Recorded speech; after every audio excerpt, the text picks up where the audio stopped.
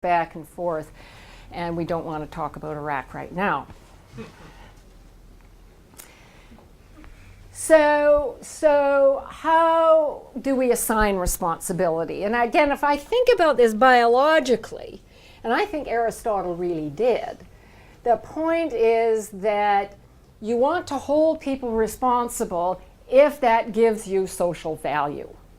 So there's no point in punishing somebody if they did a bad thing while sleepwalking, or there's no point in punishing somebody if they were voluntarily intoxicated, and so forth. Or if it was simply a reflex, you don't punish them.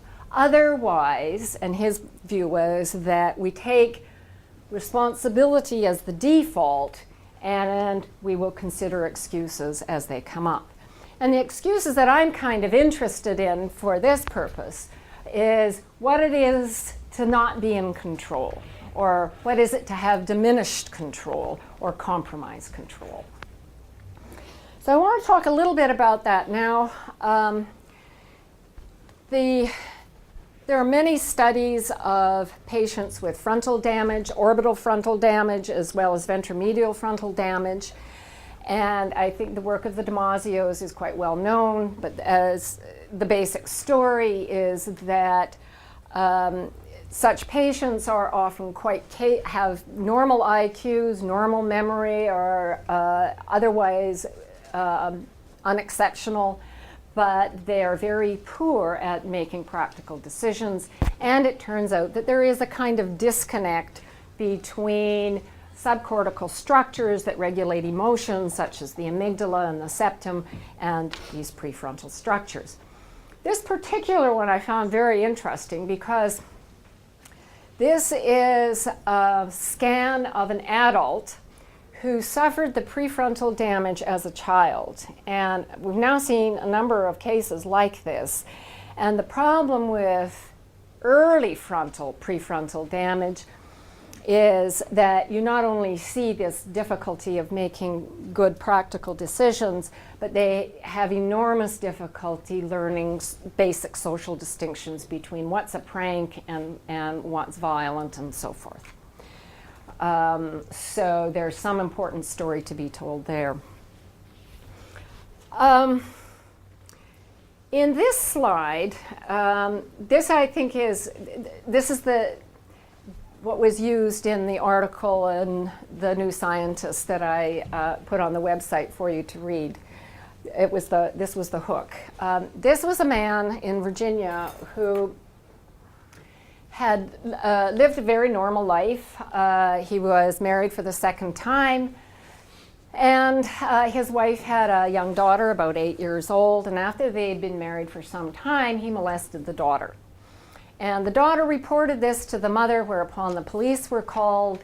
They discovered on his computer that he had a rather impressive collection of child pornography. And needless to say, everyone was very upset. And he was taken away and put into a 12-step program in hopes of some improvement. He got worse and worse as he was in the program, in the sense that he groped the nurses and he would say all kinds of lewd things, and there seemed to be a real lack of self-restraint and impulse control. So he was about to be sent to prison, since he was failing in the 12-step program, when he began to complain of very severe headaches, and he showed a certain amount of vertigo. When he was scanned, this was what turned up. It's a benign tumor. And as you can see, the tumor has invaded huge areas of the frontal structures, and in presumably putting pressure also on regions that regulate sexual behavior, such as the septum and the hypothalamus. Once the tumor was removed, he was back to normal. And he moved back in with his wife, and things went on very well. It turned out, however, that a small bit of tissue remained and began to regrow, and he began again to feel the same urges and impulses, and he went back for surgery, and once again those impulses died down.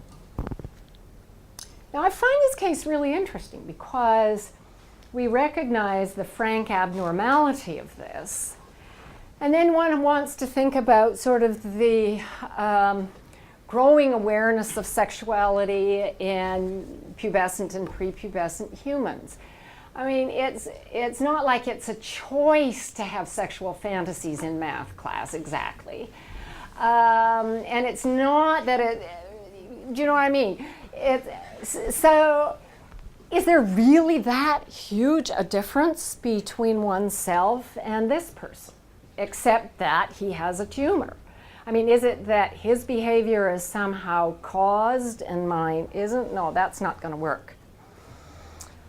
And so it does, I think, really in a very dramatic way, especially, I think, because of the power of hormones and other aspects of the endocrine system. It really does raise in a very important way these kinds of issues. Yeah. Roger has a question. Oh, Roger has a question. I was going to ask you. I don't remember reading. Was there a report of what he said he was feeling and why he thought he was doing it through the first set of studies? No, actually, there wasn't. That'd be really interesting. It would be really interesting, and I've wondered whether it might be nice to go and interview him and so forth. But of course, at this point, he's probably not going to remember, or at least he'll reconstruct and say all kinds of things. So it probably won't be very meaningful. But yeah, it would really be very, very interesting.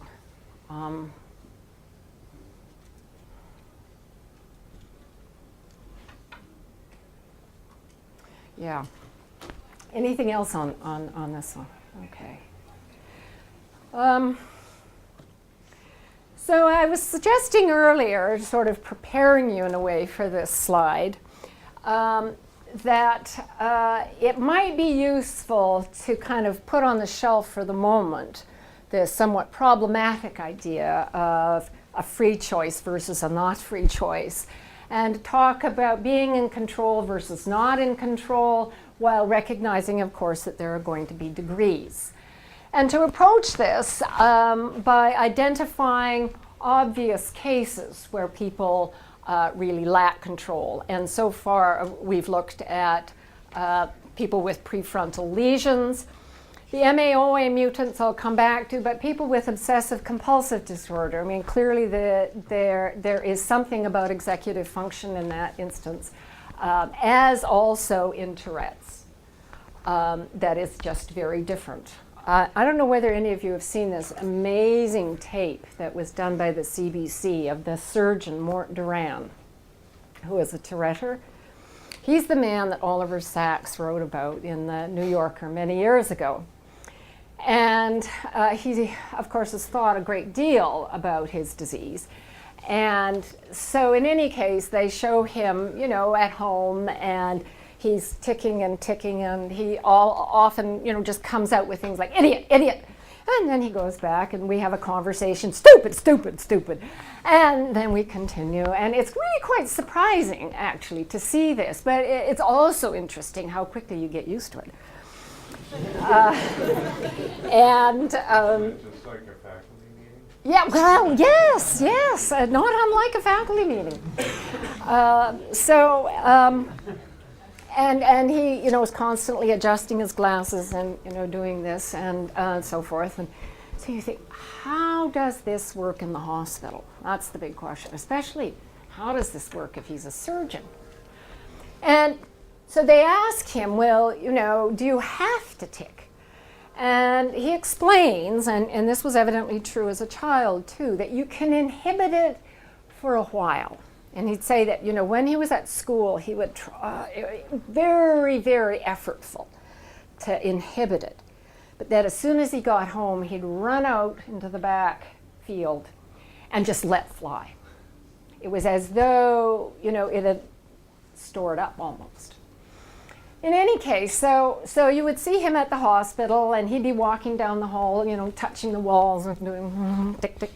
And nobody seemed to pay very much attention. Then they showed him coming into the surgery to do an appendectomy, and you think, I don't want to watch this. Nothing like that.